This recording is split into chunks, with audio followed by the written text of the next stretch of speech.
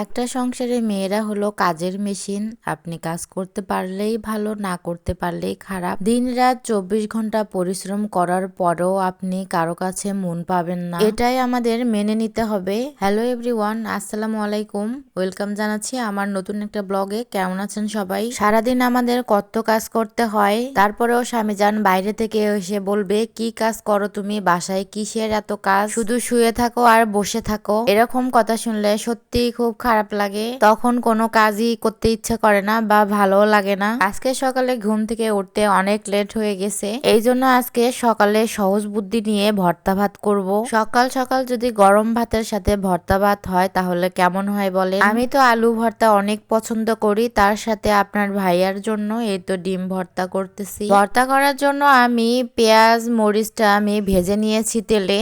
এখন আমি সুন্দর করে এটা হাত দিয়ে মথে নিব। শুকনা মরিচটা যখন আমি হাত দিয়ে মথতেছিলাম এত সুন্দর ঘ্রাণ আসতেছিল, কি বলবো, খুবই ভালো লাগতেছিল। আমি তো পেঁয়াজ রসুন মরিচ ভেজে নিয়ে ভাত দিয়ে মেখে খেতে খুবই পছন্দ করি। মাঝে মাঝে যখন আমার অলসতা লাগে তরকারি রান্না করতে, তখন আমি এইভাবে খাই, ভালো লাগে আমার। এই তো আমার ডিম ভর্তাটা হয়ে গেছে, বেশি করে তেল দিয়ে আমি এই ভর্তাটা করেছি। আর এই তো এখন আমি আলু ভর্তাটাও সঙ্গে করে নিব।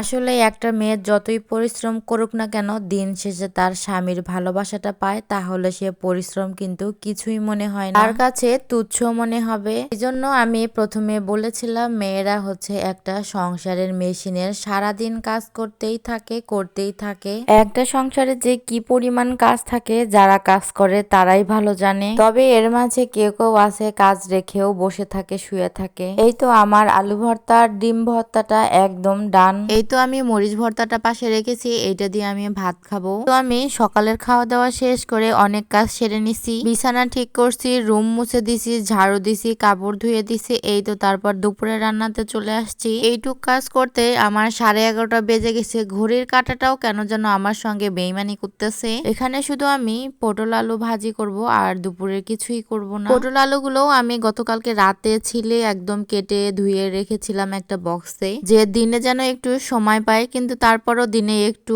সময় পাচ্ছি না। দিনটা যে কোন দিকে গড়িয়ে যাচ্ছে সেটাও বুঝতে পারতেছি না। সকালে ঘুম থেকে উঠতেই কেন জানি দিনটা শেষ হয়ে যায়। এই তো আমার ভাজিটাও প্রায় হয়ে গেল। কথা বলতে বলতে ভাজিটা আমি পোড়া পোড়া করব না, এরকমই রেখে দিব।